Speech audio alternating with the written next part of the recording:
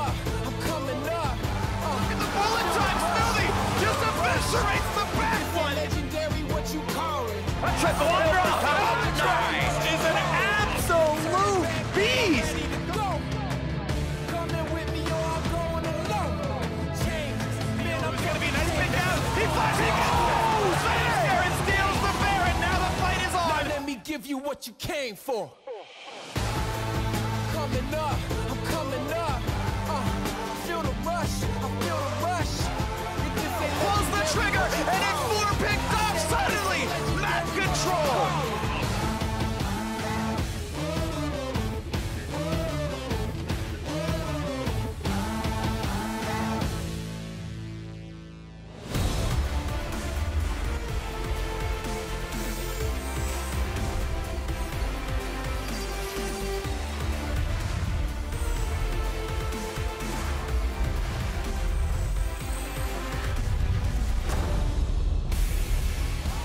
Welcome to the 2017 North American LCS Spring Finals. We are back at the Pacific Coliseum, and the stadium is absolutely bubbling with excitement. Vancouver, thank you very much for playing host to this weekend's matches. The Vancouver Skyline here, the trophy on the line today. Cloud9 fans, of course, in attendance. This is 1% of them, and there are the players coming into the stadium.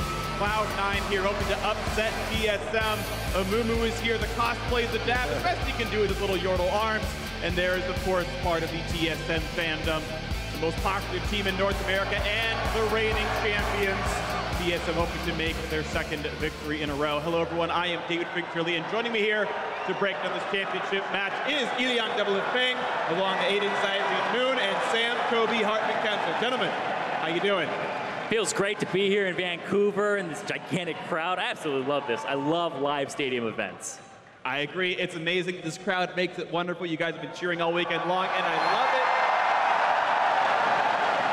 Thank you all very much for being such a big part of the show. So whether you are here in the Pacific Coliseum or you're at home, or if this is home for you, weird, make sure to tweet at LO Esports with the hashtag HowILCS and show us how you are viewing our spring finals. I'm sure we'll see pictures of people here as well as ones at home, but it's going to be very much fun. Now, before we do get into the series, let's send it over to Riv to introduce the players taking the stage.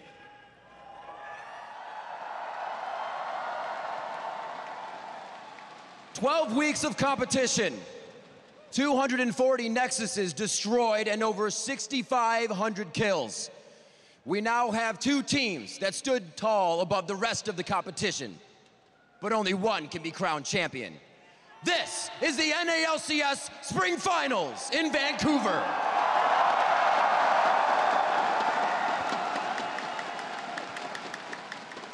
First up, looking to contest the crown of NALCS champion, it's Cloud9. Oh, wow! Deadly flourish! Sneaky volley! Contracts is an absolute beast! Cloud9 persevere, come out strong, finish at the end of the split strong, and they will be looking for the finals in Vancouver. Starting in the top lane, the spear of Cloud9, Ray.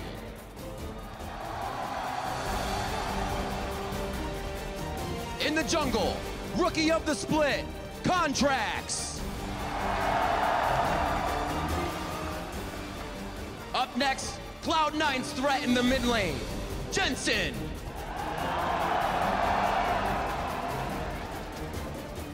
In the bot lane, the longest standing member of Cloud9, Sneaky.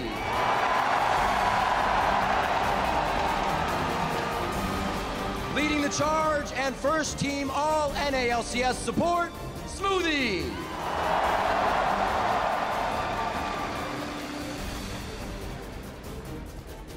Rounding out the squad is Cloud9's alternate in the top lane, the Shield, its Impact.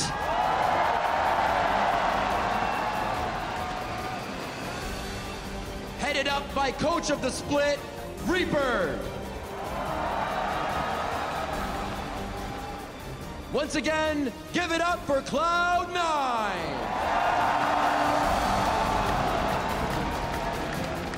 On the other side of the rift, their opponents in tonight's matchup. It's the reigning champions, TSM! TSM has never missed the finals since the LCS started in 2013. There's a triple kill for Bjornsson. Smoothie goes down as well. That's going to be the Quadra and Jensen. Diamond gets the pin back. Oh! He got it. That's the perfect kill. The dynasty continues for TSM. TSM making it 9 unbroken finals trips in a row. First up, the top lane terror who fears no foe, and first team all NALCS top laner, it's Hauntzer!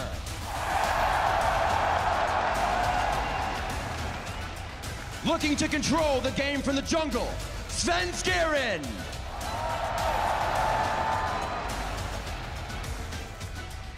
In the mid lane, 3-time NALCS MVP, Bjornsson!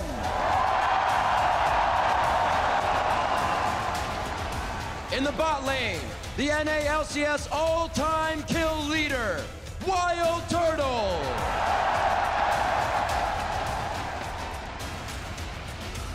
Joining him at support and vying for a win in front of his hometown crowd, Biofrost.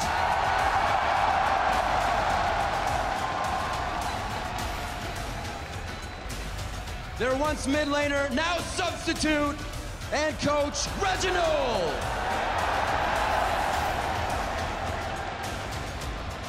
And leading the team as their coach, it's Parth. Give it up once again for TSM. Whoa, M. And once again, let's hear it for both teams.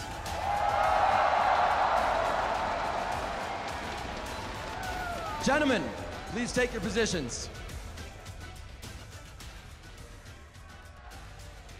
Last time around, we lost in the finals to TSM. TSM cement themselves as the most dominant organization.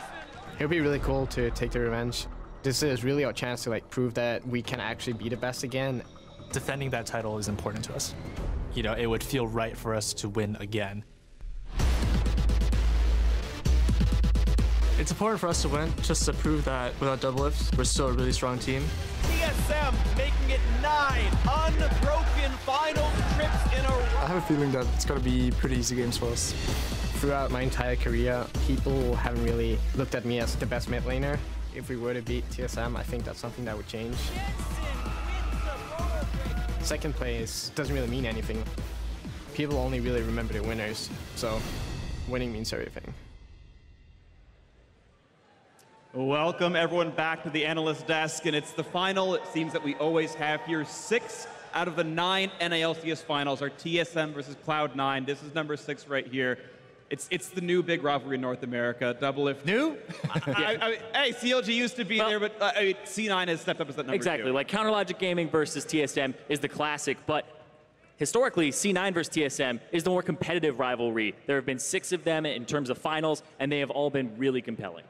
Yep, totally agree. And Devil, of course, you've spent time on TSM as well. Maybe we'll see it again, who knows? But you know, kind of talk to me about what your last final meant. Yeah, like that was my first time playing in that big rivalry between C9 and TSM. TSM, yeah.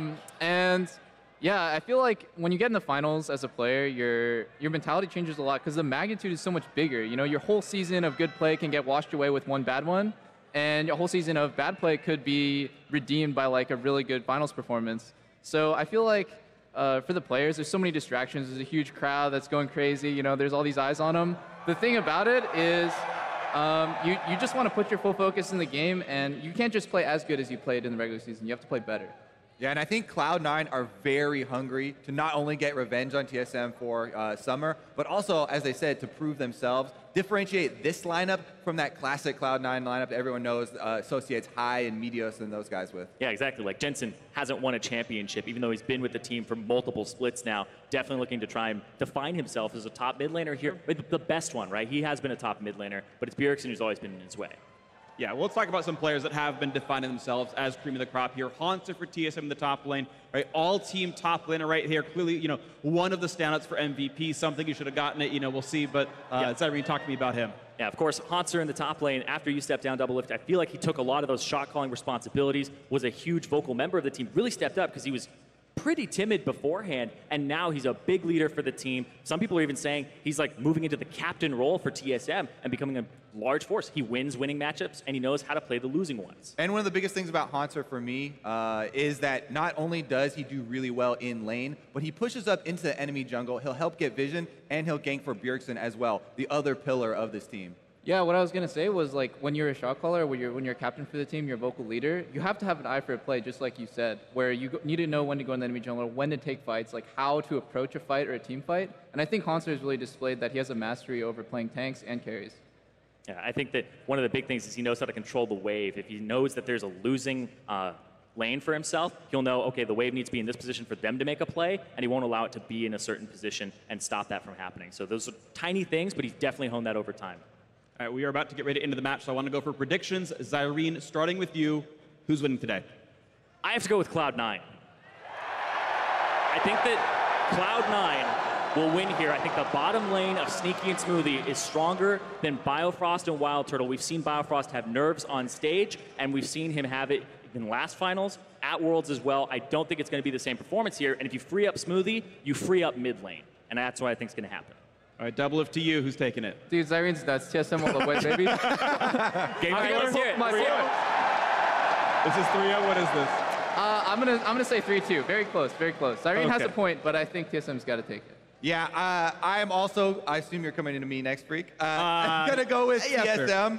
I think it will be a very close match. I can definitely see Cloud9 with their strengths in the bottom lane, as well as this kind of unreliable strength of Contracts to me. And a lot of this series does hinge on Contracts to me. Can he perform like he did in the semifinals and really set Cloud9 up for success? I'm not willing to quite bet on a rookie in the finals yet, so I will go to TSM 3-2. But are you willing to bet on Svenskeren, who hasn't been having good first game, second game sometimes, and being exploited in the jungle? Well, there you go. We'll see what it is. I don't know. I think these guys are wrong. I think Cloud9 get revenge today. I'm aware that name is down there. Well, we'll see what it's going to be. It's going to be an amazing match. Hopefully it goes all 5, but now it's time to get ourselves into the game. Casters, take it away. Welcome everyone at home and here in the Pacific Coliseum. My name is Julian Pastry Time Carr, and joining me for the championship cast is none other than Canada's own Isaac Azael Cummings-Bentley and Joshua Jatt Leesman. Yeah, and this series is meaningfully hyped up, right? These teams have been the top 2 teams the entire year, and I do feel like it's going to be an incredibly close series. But I think both the guys on the desk do have a good point. I mean, there's some strengths and weaknesses of both these teams. Contracts, I think if he plays at top form, could be the game changer for C9.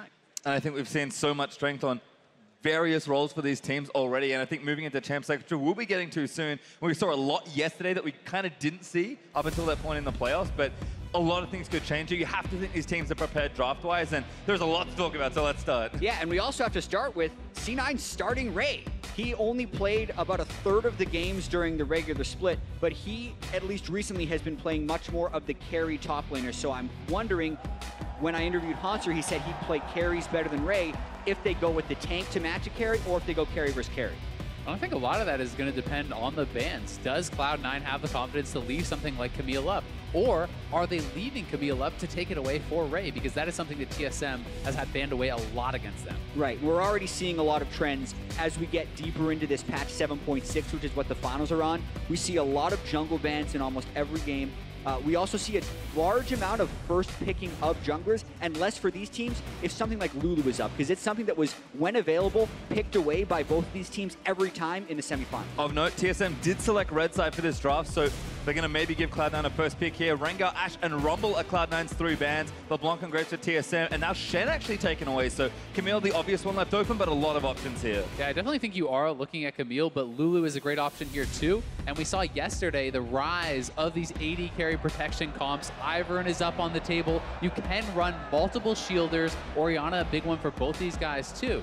Yeah, so with the Lulu here, even though other mid laners like Faker have recently played it in the mid lane, it's not something that is traditionally flexible for C9. So this is most likely a Lulu for Smoothie, but things like Ivern are still available if they still want to go with the full type of protection comp. Well, there's Karma picked for TSM, so that's been fairly common, but Sven actually might take an early jungler here. I mean, Ivern's the other one we think of. I think you have to take it, and they do. And this is interesting because Bjergsen actually is someone who did play Karma mid quite a bit when it was popular. Faker has shown this mid lane. It's been played in the LPL as well. And I think that they could even be someone to pick up something like the Twitch or the Kog'Maw and run a protect the AD carry comp. Yeah, the chances are still there. I also wonder how many of these trends are going to stick through from semifinals to finals. For instance, TSM was red side every game against FlyQuest. Their first 2 picks were always support and jungler, and then twice they followed that with the mid laner instead of counter picking with it. I think in this matchup, we're probably more likely to see an AD carry pick early before the draft phase, but we're going to have to wait and see what Cloud9 does. I mean, Kennen, blind picking that Kennen top lane, very likely for Ray. Yes, it can be played AD carry, but Siki has not shown that. That does show a lot of confidence in perhaps why they brought him out.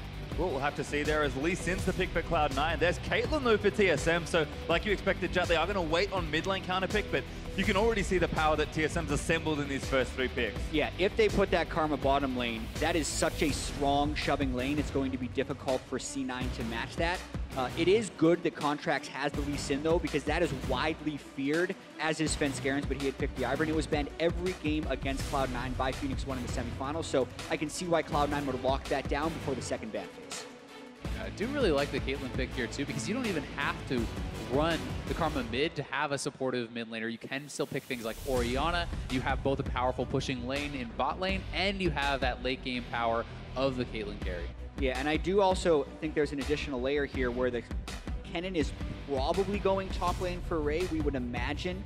So TSM has a chance here to get their pick of the litter counter pick top laner, and then also wait to counter pick the bottom lane. So that's a pretty good position for TSM to be in. And I like what TSM have done here with their next phase bans. Varus banned away as an AD carry pick, but Syndra taken away, likely indicating Orianna out of this phase for TSM. We'll have to see, of course, as C9 have banned away Renekton, but if they are looking to something like Orianna to still be a strong mid laner but be supportive, this is a good setup for that.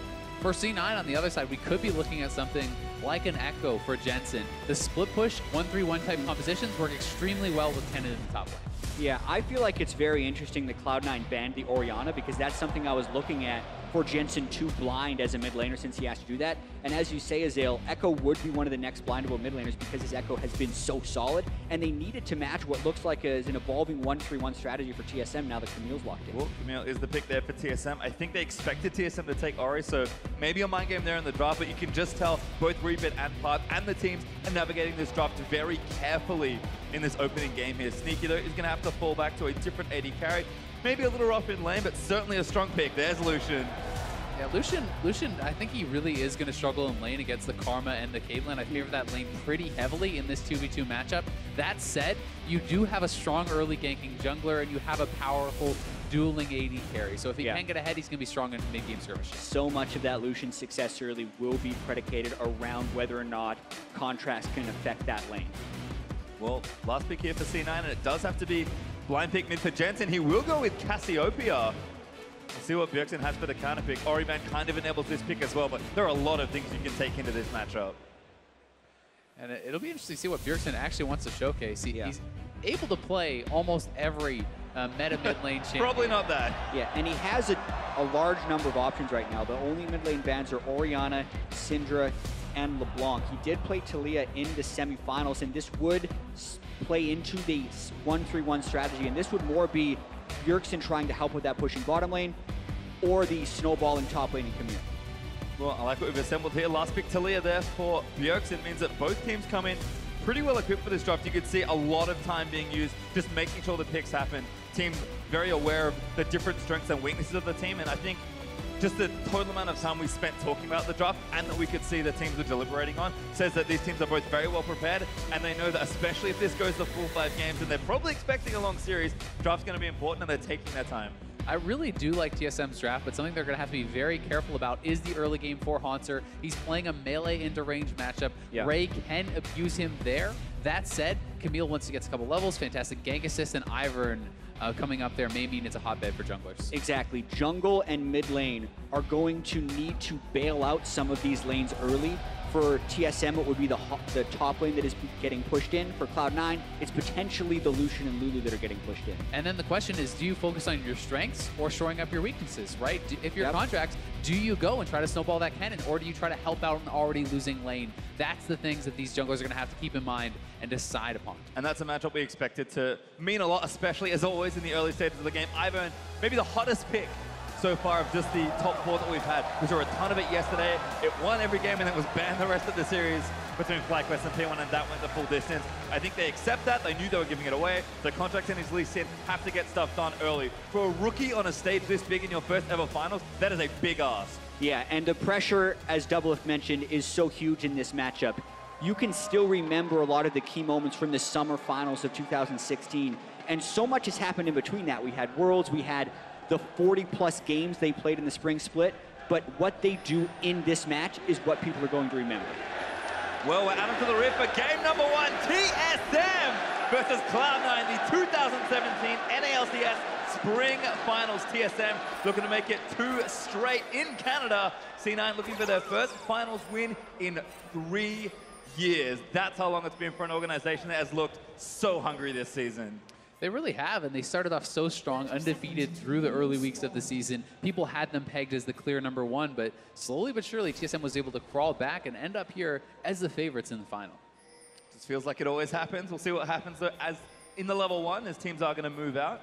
Nothing crazy starting off. You can see a ward for TSM on the C9 Raptors, but just getting that early information. Exactly, and the early scouting is so pivotal against the Ivern because of the counter-jungling potential, but also because Lee Sin can get out so many potent ganks, and Ivern generally executes counter ganks best. What we've seen from most recent Iverns in North America, if they can get away with it, has actually been the 3-minute, 20-second full clear, which starts on the blue side of the jungle. That's not where Svenskeren is currently set up. If he's set up in this position, he would actually try to move towards a blue buff steal, but he would be warded out because of what C9 was able to do early. And part of that may simply be that he's expecting Contracts to try to invade him and his buff. Bjergsen trying to stop Raptors. Bjergsen's in trouble. Actually taking too much damage already. Smoothie got the first slow. Ghost pop there for Bjergsen. Gonna get himself to safety, but burned a pot as well. Yeah, and I mean, chunking him that low, the minions are already out there. He now has to start the laning phase at a pretty significant disadvantage. He's gonna lose both of his potions and not even be at full health. Yeah, he was trying to disrupt Raptors as well because he wanted to scout for Svenskeren to know if this blue steal was safe. So that's exactly the path that Svenskeren's gone with. Well, I like it. Very aggressive here, but Contracts moving into the other side of the jungle probably just means the trade here, as the junglers are going to move vertically through the early clear. And that's what the ward at Svenskeren's Raptors tells them. So at the end of the day, it is Bjergsen sacrificing a lot for what is actually not that much of a game. Man, I mean, the one thing to note is Svenskeren actually stayed around on that blue side. He did mark up some extra camps, so he is trying to clear more of that jungle out, and Contracts now getting collapsed on. Oh, be okay. Ignite's already down. Kill him! He's going to Contracts. Needs to be careful. What's up? The Wild Turtle! First blood of the finals! What a huge roam there by the TSM bot lane. The early pushing power of the Karma and the Caitlyn allow them that freedom to make the level 2 roam. And then the predictive counter invade is what is punished there, putting Contracts in a hole early. That is so big for the TSM bot lane. Now Caitlyn with a blue can spam out, and Ivern is sneaking up to the top side. Could be looking to sway this matchup as well. Svenskeren looking to go in. Haunter going to leap forward. Flash from Ray's going to get him to safety.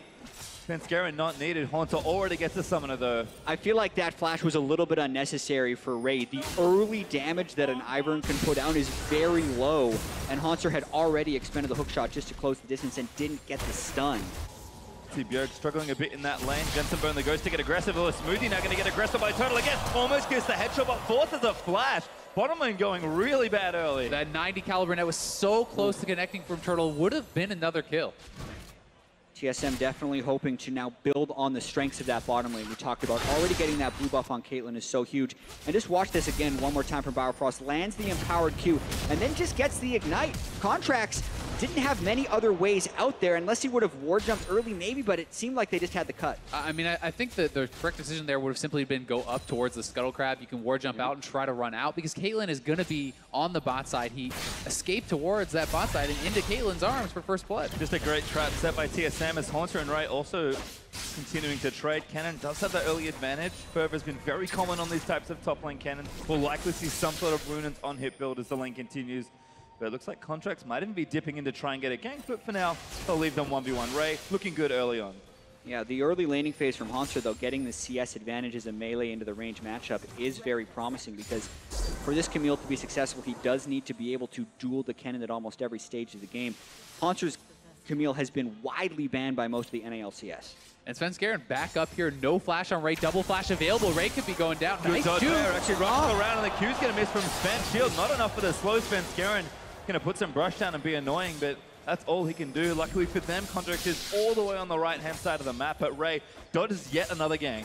They might want to continue pressuring this lane, though. You can see Bjergsen already putting wards up towards the top side, so we had that question at the start of the game, Azale. Does TSM try to snowball around their bot lane, or are they going to be trying to use their pressure upwards? It looks like Svenskeren and Bjergsen are trying to control that top side with wards and just relying on the strength of the Caitlyn and the Karma for now. And I think it's a smart choice, but Contracts down here, no ward. Nice. Good ward though, but Contract is going to force the heal out of Turtle. Just jumps in and gets away. Flash is still up for Bifrost though. Turtle playing far enough back, he's going to be safe. Now, another thing we're going to have to remember about having Ivern on this TSM team is if Bjergsen and Svenskeren put focus up there, they can also donate red buffs over to Haunter to help him out in this dueling matchup, and that is an advantage that red side top laners get with Ivern. Sneaky also under threat. Smoothie, no flash. Maybe in trouble as well. Svenskeren going to walk in, get some brush down. Spotted by the Scry's Moon loose there by Contracts, who is back down on this side. Looks like Sven was anticipating continued action here in the bottom lane, which does leave top lane isolated again. Ray has caught back up in CS, but again, this seems good for Haunter early on. I mean, the pressure not working out isn't good for him, but the fact that his even's great. Yeah, and Ray sticking around quite a long time, still yet to go back for that first buy. So if he can continue to shove Haunter in, that's pretty good for C9. Plus, the wave is actually in a pretty awkward spot for Ray. He's going to have to base, and the wave is going to be frozen against him. So now he must push in that wave, which means Svenskeren can come up topside, knowing he has to either TP back or get frozen on, and anticipate that.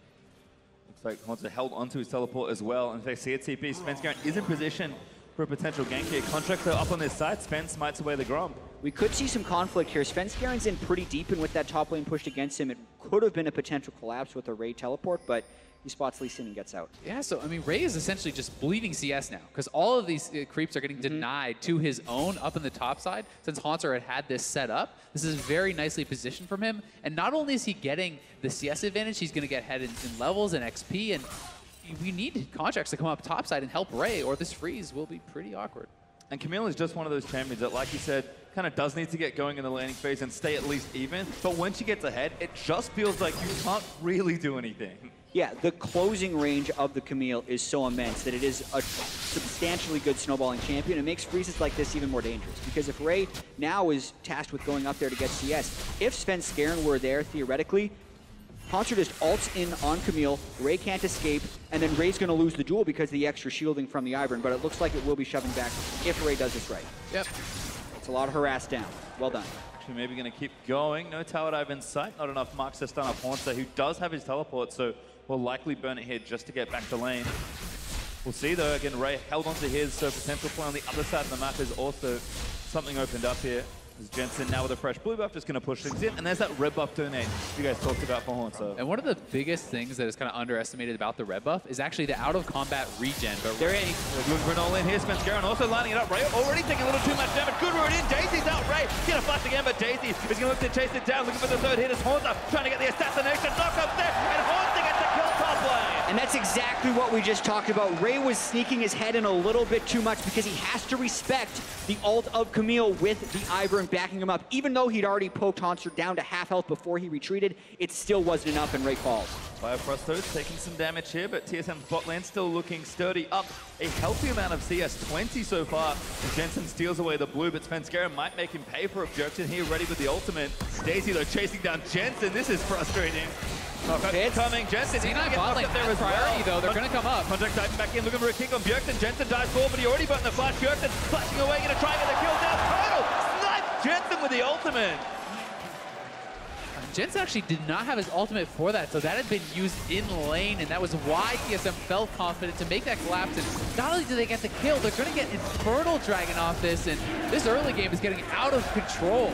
Yeah, massive early game swings right there, and that's the second collapse that the TSM bottom lane has been able to make thanks to their lane priority. And again, Everyone maybe had a lot of questions for the likes of Turtle and Biofrost, but certainly looking clean in the early stages of this game. Infernal Drake will be the prize there for TSM. 3 kills up already and pretty much 2,000 gold ahead. Things going exactly how the reigning champions want.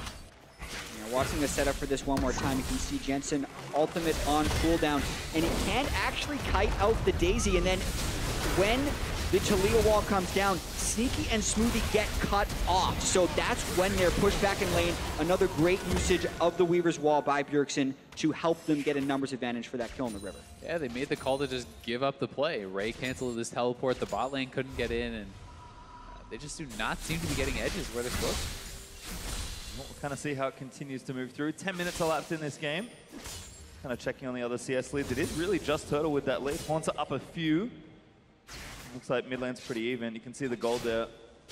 Looking very good for Turtle, actually, about 1,000 ahead. And just some little leads here and there for TSM. It's not huge, but these are the kind of early games that TSM are known for. Last split seem to be continuing on good form so far. And one of the big things that doesn't really show in the CS is the fact that Haunter should be losing this matchup. You know, and yes, he's not massively ahead, but he has a kill, and he's up in farm against a ranged matchup as a melee early on. And when you do get ahead like that, it's so easy to just non-stop repeat those ganks with the ultimatum and that Ivan.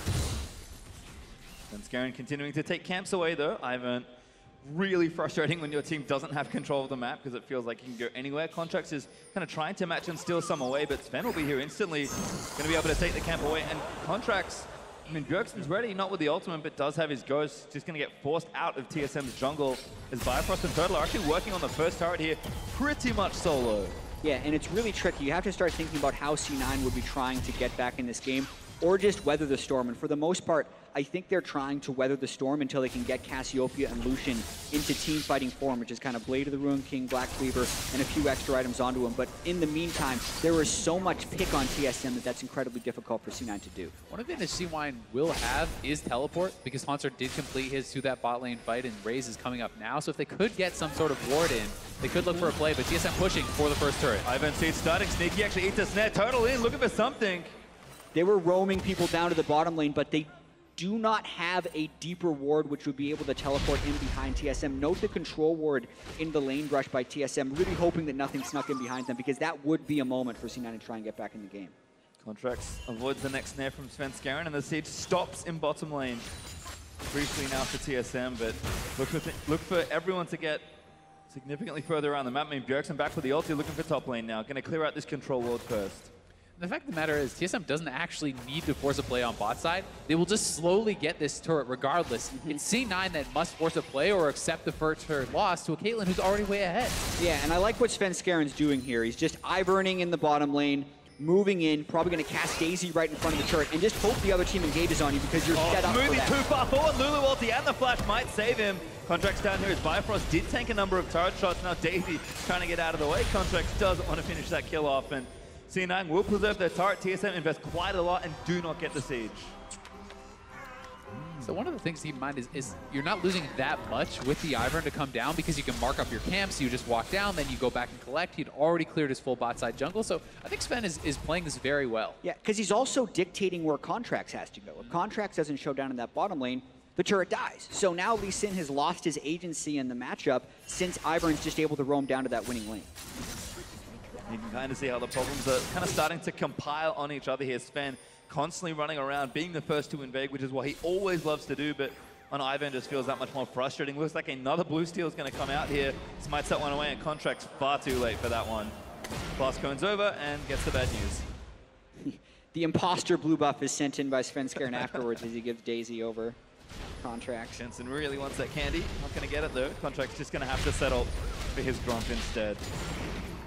The red buff's back up, which means you're going to see another red buff donated very likely over to Haunter up on that top side where he can start to extend his advantage. And as he hits Trinity Force, that is really where Camille turns on. Well, Bifrost actually looking mid, but he did get spotted already. Actually getting chased, is forced to flash. The bottom lane of C9 were hot on his tail. Yeah, really nice follow from the C9 bot lane to not only stop that collapse, but force a summoner. Yeah, TSM is continuing to try and get deep wards into C9's jungle, so if C9 can ever catch them in that warding pattern, it's another way they could hopefully get on the board with some kills. So, nice try, but Biofrost very quick on the flash. And the reason Biofrost was looking is because Turtle was actually busy shopping. He's already got 2 kills, he's up 30 CS, and Sneaky has just finished play of the Rune King. But Runa's Hurricane now being finished means that that turret siege that was starting and constantly pushing their lanes in just gets even harder to deal with now. Yeah, and this bottom lane turret is actually quite important because in the grand scheme of things, the 1,500 gold lead of 14 minutes doesn't mean that much, especially to Cloud9. When the turret goes down, though, that moves it to around 3,000 or 4,000. That's a much more substantial gold lead that will lead to more item power spikes for TSM. I will say, though, despite being behind on gold, Blade of the Rune King is so ridiculously efficient early on for the Lucian that they do have some sort of an opportunity here to actually look for a fight. And if they can get a kill, they still can get that first turret. And again, it just feels like TSM just want to shove the lane, don't want to interact too much in these stages. Sneaky that does want to fight Ivan's here, but so is Contract's here too. Snare gonna miss, Contract's waiting. Gonna check that first brush, but Contracts isn't there. Gonna have to guess again. Yeah, teleports are up for both top laners, and currently they're not in position to interrupt each other either if they did want to come down. Looks like Ocean Drake up in 10 seconds is part of the reason all the action has started. Contracts and Spin gonna meet once again, but Snare gonna zone him out of the way, and that's C9's control ward down as Bjergsen searches top lane. Ultimate him up. Gonna try and cut off Ray. Haunter gonna flash in, looks for the ultimate, does get it down, and now Bjergsen, he's just gonna unleash Ray. Plus the ultimate, Haunter gets the kill. Nothing that Ray can do at all unless you are smashing this matchup. Haunter will always be able to ultimatum you in, and if there's no one else there, you're going to lose that every single time. Yeah, and if Bjergsen finds those little windows to sneak away without losing a bunch of damage on his mid lane turret, he's going to do it. But what he does sacrifice, we mentioned the Ocean Drake just coming back up. Bottom lane seemed like the battlegrounds. That's where C9 was prepped. So they see Taliyah go up top. They're just going to take the Ocean Drake. Daisy pops out. TSM might try and trace a kill, but the Drake already down over to Cloud9. Happy to take at least one away and equalize that objective.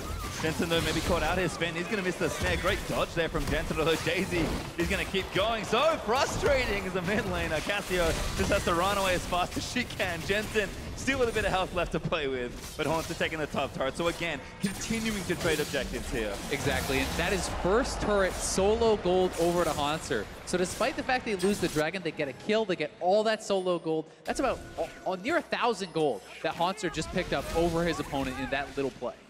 My math isn't good, but he's got a lot of gold, and I think Trinity Force is up real soon as we'll watch this play again. I mean, just so easy to set this up. Yeah, and aside, the wave is always in the right spot for Haunter is the key thing to point out there, because Ray didn't get hit by the skill shot. He dodged it. He then flashed away. He has no other ways of moving away unless he just didn't start in that position because of the way the Camille ultimate just works when Taliyah roams up with Weaver's Wall. Yeah, your only chance really in that situation for Ray is you have your opponent so chunked down that they can't engage into you because you're dominating lane, or someone is there to back you up for the counter gank.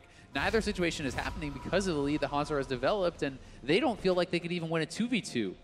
And if we look at what Haunter's lead is now in terms of itemization, Trinity Force just finished.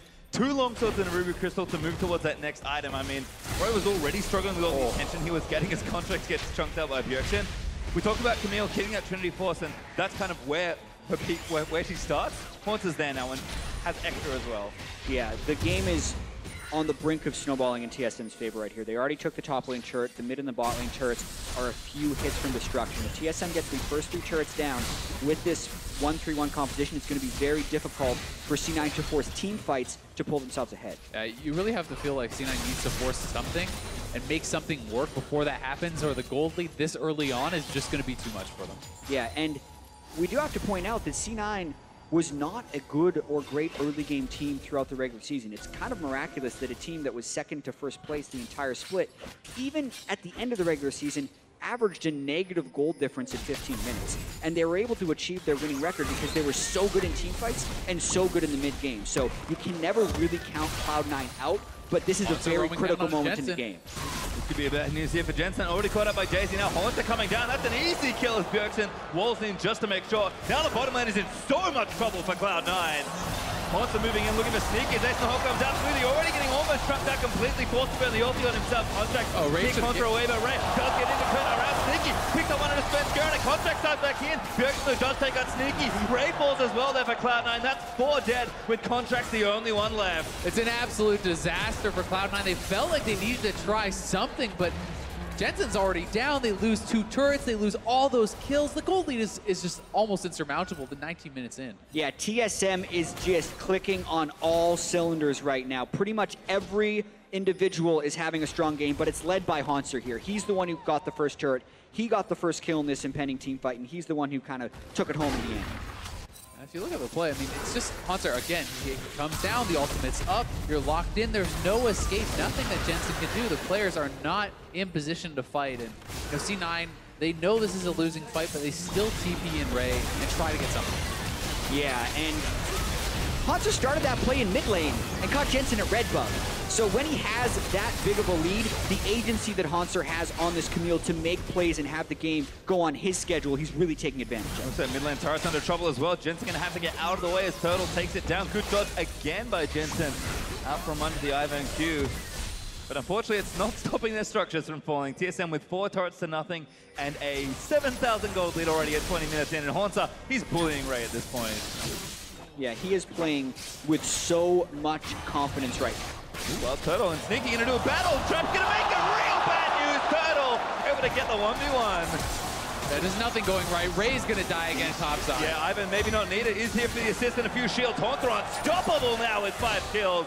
And it's falling apart for Cloud9. Yeah, something we really didn't talk about before the series, everyone expected Impact to start, was there's also a lack of experience for Ray in these big matches. You know, he is not someone who's played in these matches. Neither is Contracts, and they're getting really outshined by Haunter and Svenskeren now in game 1. Yeah, maybe Reaper had hoped giving Ray the start would give him the confidence here, and they wanted to play a carry versus carry matchup against Haunter, but Haunter did say he can play carries better than Ray and tanks better than Impact. Right now, he is definitely smashing on Camille.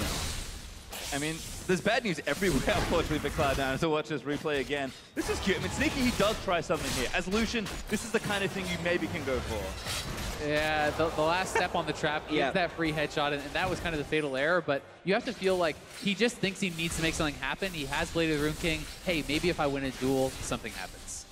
Yeah, double headshot there. 90 caliber net into a headshot, trapped into a headshot. So the right things for Wild Turtle to be doing on Caitlyn, and Caitlyn's that champion that you talk about having the weak mid game. The Blade of the Rune King, Black Cleaver, Power Spike is where Sneaky is supposed to have the edge on Lucian, but it feels like by the time Sneaky has his second item, Turtle's going to have his third, so that spot's really never going to happen. Yeah, you just catapult completely past it with 4 kills in early turrets, and I think we're about to see Ray in some trouble again. Yeah, Ray is caught farming in places he just cannot be. He does have a flash and ulti, but Haunter is just going to try and fight him. Ray, decent ulti, he's going to keep trying to fight the Camille. Haunter finally ulti's down. He's going to miss that next number. Redemption from Ivan. He's going to make it a very unfair looking 1v1. Ray, though, able to get out of that situation. Yeah, credit to Ray because he dodged everything. He got, oh no! Haunter keeps sweeping in. Playing with your gold lead right there. Haunter's just so far ahead. He missed everything and still ended up winning with a little bit of help. But, I mean, that has got to be so frustrating for Ray. Haunter missed, what, 3 hook shots? Yeah. He missed so many tactical sweeps. Like, he was missing literally everything and still won because he's so far ahead. That's what happens when you're 3,000 gold ahead now of your lane opponent. And the mindset, you can see it from C9 now with Sneaky trying to dive in for a duel which he narrowly lost, and then Ray trying to make the hero play, still going back in and narrowly losing. Yeah, I mean, you have to try to make those plays, otherwise you're just playing to not lose. And Ray plays it very, very well. Yeah, he gets the move speed from the Blade of the Rune King to dodge the first tactical sweep, and then right here, he's just making sure he's continuing to weave in his auto attack, sidesteps yet again, has to live through the redemption, and here he can quit. He's kind of withstood Haunter early, but he flashes in because he knows he has the marks for the stun, but he doesn't have enough damage. Haunter gets his shield back and then lands that last hook shot. Well, I think Ray could have actually just not used his E there. He could have just kept autoing. Probably gets the kill. And he probably gets the kill. He actually went into melee range, allowed Haunter to get that last auto, and then the hook shot for the killing blow. So a bit of a mistake on the end of that duel. And that's one of Ray. And that's one of those things that people that have played AP Cannon for a very long time don't really care as much about, but if you're playing some sort of on-hit AD build, you need to, because you cannot auto during Lightning Rush. I failed many a kill trying to do so, and up being like, oh, I can't do this. Well, TSM monumentally ahead at this stage, fast approaching 10,000 gold ahead. And the question for the now becomes, how does TSM close out this game? How dominant can they look from ahead? Yeah, and this is the type of game 1 that TSM wants to have. You look back to the 2016 Summer Finals in Toronto, Cloud9 are the ones who came out in top in game 1, and then TSM won the next 3. Normally, TSM are these slow starters in these series. Well, I like this. It's cute from TSM, just taking a pretty sneaky Baron with the C9 Scuttle Crab. Not able to reveal enough. They've got good controllers as well, making sure this is unseen. And just snuck into the back with Ivan and Caitlyn. Pretty difficult Baron to take. It's just the 2-man, but now they have the Weaver's Wall at a critical moment. Another great usage. Really nice start up there from Bjergsen. Again, really good at his tactical ultimate use. We've seen it on his rise, and that was a big champion. Now on Talia, and TSM taking Baron. They do ascend to 10,000 gold ahead, and this should be a formality for TSM at this point. Haunter just saw Kennen in the bot lane. He's going for it. He wants to redeem himself. Does get that stun. Now ulties him down. Ray still cutting our way. That is too much damage. Ray can't get out of the ultimatum, and Haunter gets that solo kill. That is just brutal. Ray doesn't even stand a chance against Haunter. 7-0-1. Talk about a statement game to open things up. Absolutely. First team all NALCS top laner Haunter. People were talking about at the start of the split how he may not be able to survive in a world of Korean top laners. Ray and Impact are both Korean top laners right here, and he's really trying to make him see Haunter. More than surviving, I'd say. Thriving at least in this first game. As TSM just looking to close it out. They do have, again, some good globals to play with. Haunter does have his teleport. Bjergsen, when his ultimate comes back up, can be in a side lane if he needs to as well. TSM should have everything they need to just push down these inhibitors. They certainly do, and the straight-up sieging ability of Caitlyn is so powerful that it's really tough to think of a way that C9 can really even get in. So TSM just going to walk it down, straight up start taking down this turret. And Ivan is making this annoying as well with a whole bunch of rush in front, but ulti out from Sneaky. Conjure's going to try and make a heroic play, kicks Turtle back in, but he flashes back and just shoots him for another kill. Redemption down to protect him, and Turtle just has too much of a fortress to play in. That turret's dead. And Camille's not even here right now. Haunter's pushing up the mid lane, so TSM trying to make this a quick one. Ray also going to get knocked up by Talia, I believe. Daisy out, going to continue the siege here. Haunter breaching through mid, so TSM is going to keep the rest of Cloud9 busy. TSM just looked completely dominant in this game. C9 has just got to been thinking about what are you going to do for game 2? Do you bring Impact back in? Does this make you doubt all your preparation that you've gone into this match with, Well, second inhib going down. TSM continuing to just rotate around. Haunter already actually on the bottom lane, getting that push in. They've got a minute and a half left of Baron buff. This should be a pretty easy take of these last few turrets. Another Weaver's Wall to cut him off. Already 2 inhibitors down, working on number 3.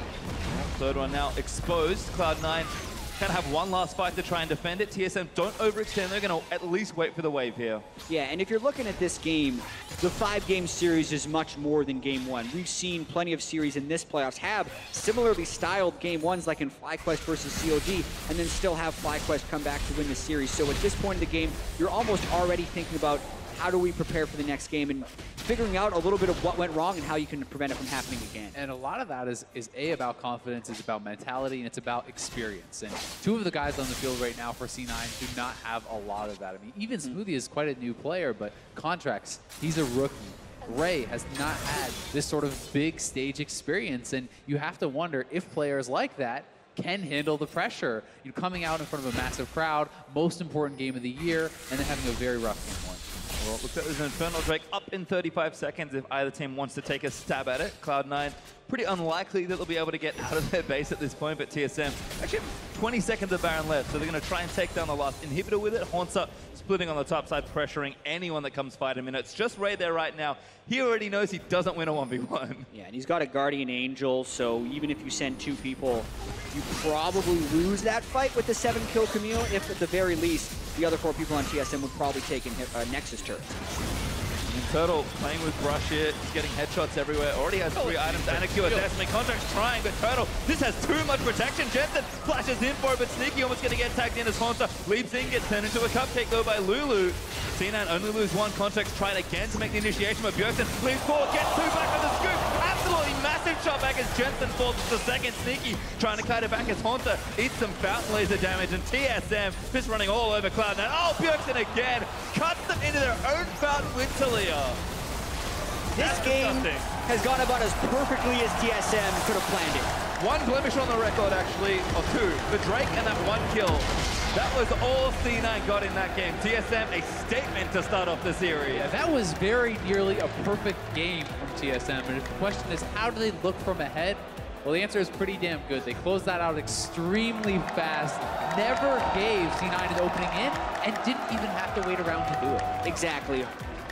Camille was the most banned champion against TSM in the regular season. Hanser kind of showed you why right there. But what was so critical about this early game was actually Wild Turtle and Biofrost having priority in the bottom lane. 2 of their 3 early kills were because they were shoving in the Lucian and the Lulu early and were able to collapse up. So if you're predicting Cloud9 in this series, a lot of people think it would be because Sneaky and Smoothie can get an advantage in that bottom lane. Because of the draft, because of the play that game, TSM had that in that lane, and that kind of transitioned throughout the entire map. And you have to look at a lot of it really is the draft, right? If you're going to leave your AD carry pick to last, if you're going to let them pick Caitlyn and then ban you out, put you in these tough matchups, you can't expect Sneaky and Smoothie to be able to win those. So, maybe they need to focus a little bit more on their strengths in that bot lane if they want to compete. No matter what, C9 needs to reset after that one because that was a dominant TSM victory. Well, we'll see what happens, though. For more on that TSM win, let's check in with Frick and the rest of the analysts. Thank you very much, gentlemen. Yes, let's talk about this one. TSM, near perfect game in game 1. Normally, it's a team that loses the first one. Do the rest just look even better? Possibly, but I don't know. I feel like C9 are going to take a lot of lessons from this draft because this draft kind of sucked, to be honest. Why are you taking the Lulu first when you could take Ivern first, and then Lulu Karma are interchangeable as the bottom lane protectors? So if you take the Ivern, you don't have to ban the Orianna in the second phase. You can ban Camille instead, because then they aren't going to run a protect the AD carry comp, because then they don't have the Ivern, and then they'd have to kind of combo that with an Orianna, and there would be a different type of composition. So I feel like that was a big failure, not taking the Ivern first. Yeah, I don't think the other games are going to look worse than this game. Yeah. Honestly, though, the planning that went into this for TSM is really what shone through to me. They draft an anchor bottom lane with Caitlyn and Karma. That gives you so many options with Ivern, and how important the multiple starts are with Ivern. People are going to blame contracts for, oh, he's a rookie up there on stage. It's really nervous to go invade super early. But TSM planned this ahead. They have an anchor bottom lane that's going to be pushing. If you invade on the blue steal, you can't do anything about that with Ivern because you might instantly steal away the blue. And so you're expecting contracts to go for the counter blue. But their bottom lane is pushing up. They don't have the support to do that, and he kind of falls into that first mistake. Yeah, and we got to see. Sorry, go ahead. I was just going to say that monkey moment by C9 where their jungler went bot side into a losing matchup and gave him blue buff in first blood, and then Svenskeren went top side and pressured their losing matchup, but actually successfully blew Kennan's flash. Just totally sealed the early game for C9, and I think that draft was just like one of the most god-awful drafts I've ever seen in my life. One other tiny little thing that added to it as well, people were like, oh, Bjergsen got blasted trying to steal the Raptors. Smoothie was there on the Lulu. He's the one that did most of the damage. So it's a Lucian 1v2 starting versus Caitlyn Karma. I mean, what's your option there, Double? Like, you get pushed in, you get harassed. There's no way that they have control of bottom lane. And you can see down the line, everyone doing more damage than their counterpart, TSM winning their lanes. You saw Hanser, of course, have an insanely good KDA right there, and millions of kills on Array, and it was just, as you said, never got off the ground for C9. Yeah, and like you were saying, Kobe, that Smoothie was there in the mid, just jumping back to that for a second. Jensen got to chunk out Bjergsen to about a 4th, maybe even a 3rd HP, but that didn't translate into pressure, because if Jensen shoves up, he's actually there for a blue collapse, right? He's keeping Bjergsen under his tower. It looked like C9 maybe wasn't communicating that this is the play the Contractors could go for next. The other thing I really like that TSM did in this draft is getting 2 super mobile champions for the solo laners. Yeah. Because Hanser and Bjergsen are the 2 guys that really create a lot of the plays for this team. If you have Camille, who's one of the least talked about things is her engagement range. If she gets ahead, like both she can escape and she can engage from super far away, and Hanser just went off as soon as he got that lead. I highly doubt that Camille is going to be left unbanned for the rest of the series. Like, this champion just seems insane. I've always said this, but like, Camille, if he gets ahead, she just takes over a game. Even if the rest of his lanes, even if Hanser's bot lane and mid were losing, I think he still would have been able to use Ivern's shield and Redemption and Locket to just totally carry team fights and snowball. Yeah, she's pretty disgusting. Actually, that 1v1 that happened up in the top side, I looked at it again. The adapted defenses actually swapped in the middle of it. It was magic the first time, and then when the second time when he went back in, it actually swapped to physical damage. So the Kennen couldn't auto-attack her down in that last moment. I was like, oh my god, this champion just actually went the right way at the right time. It's ridiculous. I mean, the thing is, it's weird because I would consider that mechanic Kennen favorite. If he's half physical, half magic, and he's like, oh, you got magic shield, I'll wait on the ulti and let it time out and auto you for free to get physical shield. I'll hit my spells and wait to auto. Exactly, but he already used his spells, so it swapped to physical at the second half. Yeah. Like, all I have is autos for the rest. Although I would still rather be a hybrid champion against Camille in general to ignore some of the shield. Either way, I agree. Double Up, I want to talk to you about something because we've heard for a while, like maybe you want to get back on TSM. We looked at Wild Turtle stats this game versus your stats against Sneaky Smoothie last time in Canada. Turtle's winning late by more than you did. Any thoughts? Whoa. No. He got blue buff. He got blue buff This is for Doublelift. This is for Doublelift. Any comments about he played really well. I think like his collapse on Lee Sin's blue, like I can't discredit him. He pushed up the lane like he should on Caitlyn, and when Contracts like went over aggressive, he was able to capitalize on that. Yeah. The flash net was pretty creative there. And then other than that, like I think Caitlyn versus Lucian, when Lucian gets ahead, he snowballs through Bork, and when Caitlyn gets ahead, she snowballs through just like permanently pushing and playing basically to avoid trading. Yeah. And I think like Wild Turtle did a good job of just like slowly chipping away at that tower and waiting for Talia, waiting for the Camille TP. He didn't overplay as Caitlyn, which is a really easy mistake to make. Yeah. And then I mean he just did really well through the early game. All right, well, of course, a very solid win by TSM, 1-0 start for them in the best of 5, and of course, Game 2 is coming up. We'll see if C9 can fire back. Stay tuned.